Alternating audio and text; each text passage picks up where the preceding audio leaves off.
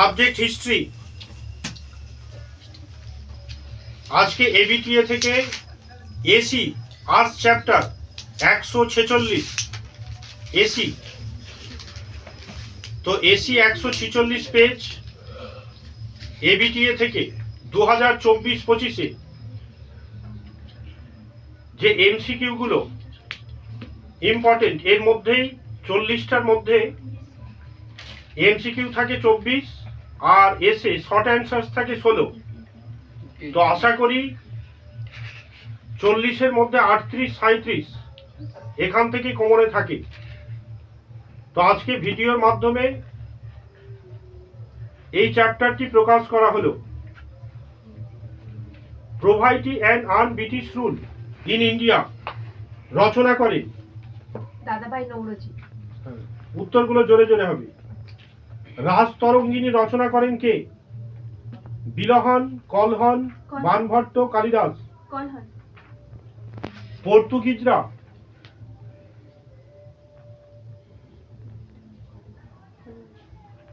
Poverty and un British rule in India black gold বলতো কাকে? পর্তুগিজরা কাকে, ঠিক আছে, ব্ল্যাক গোল্ড বলতো? কয়লাকে, গোলমরিচকে।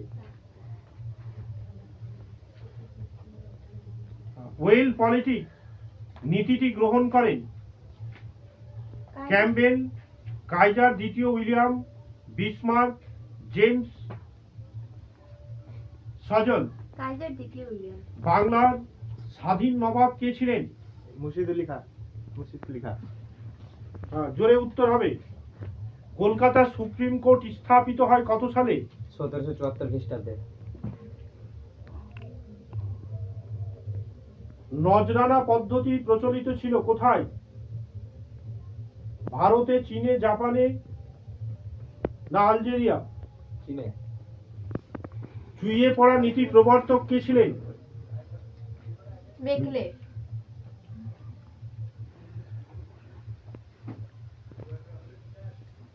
কুলীন কুল সর্বস্ব লিখেছিলেন? রামায়ণের তর্করত্ন বিদ্যাসাগর, ভবানীচরণ মুখোপাধ্যায়, মধুসূদন দত্ত। হ্যাঁ বলো। অপশনটা হচ্ছে রাম নারায়ণ।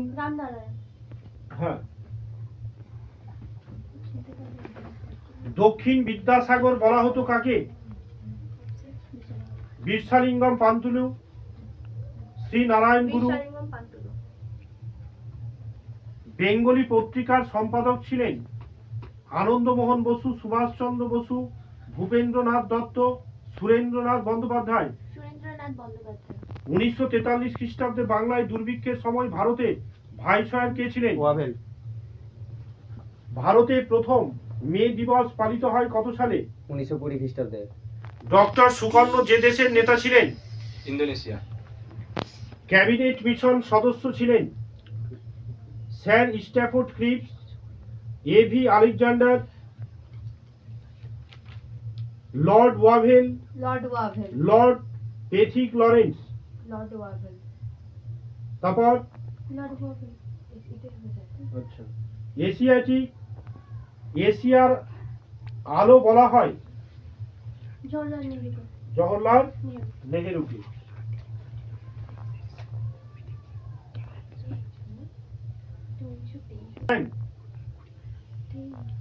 Martial Churchill.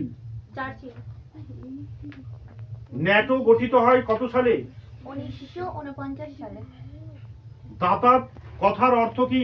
এই উত্তেজনার প্রশমন। জেনারেল নেগুয়েভ কোন দেশের সেনানায়ক ছিলেন? মিশর।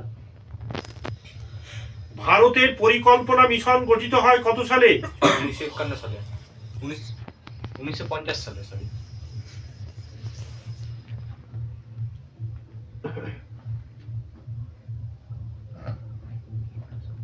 উপনিবেশীকরণ শব্দটি প্রথম কে ব্যবহার করেন?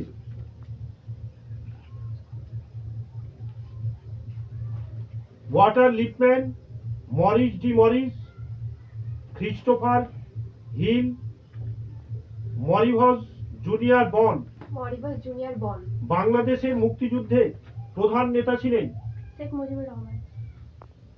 নিয়ন্ত্রিত গণতন্ত্র ধারণাটি কোন ব্যক্তির সঙ্গে যুক্ত? সুকর্ণ।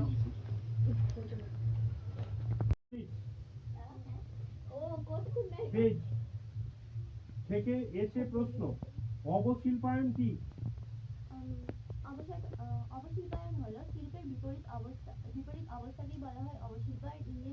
ইংরেজ বৈষম্য নীতি নির্ধারণ করার পর থেকে কুটির শিল্প ধ্বংস হওয়ার ফলে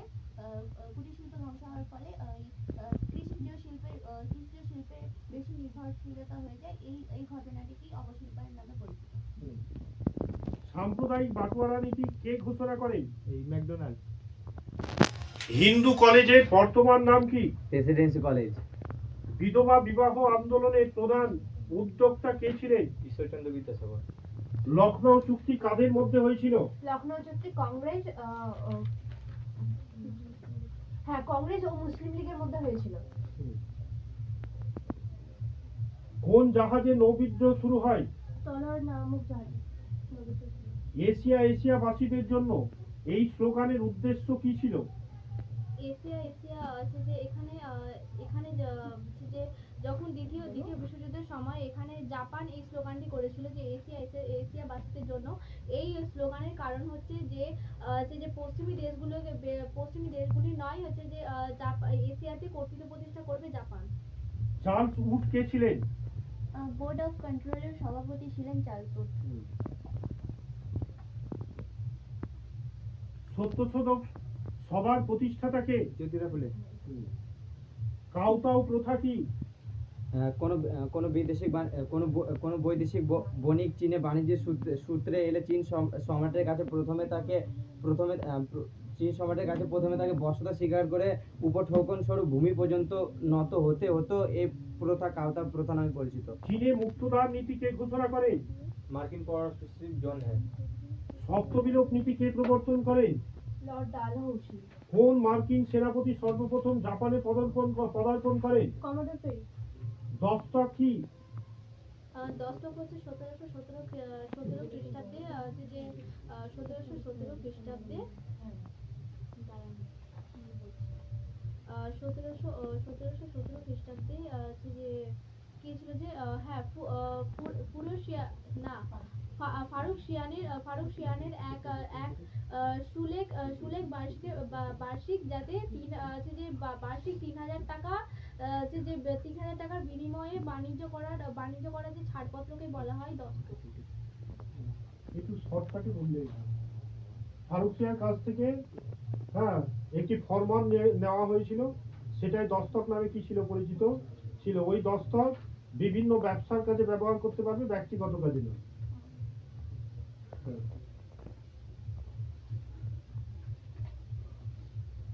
1813 সালে সনদ আইনের গুরুত্ব কি ছিল?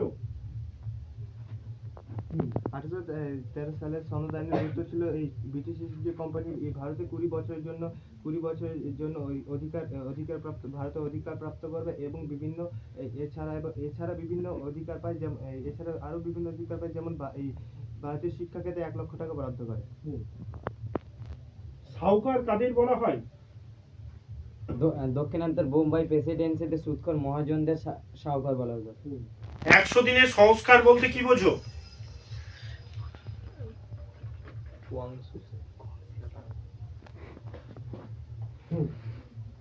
বলছি 1898 খ্রিস্টাব্দে যে প্রধানমন্ত্রীর কাছ থেকে যে 100 দিনের সংস্কার।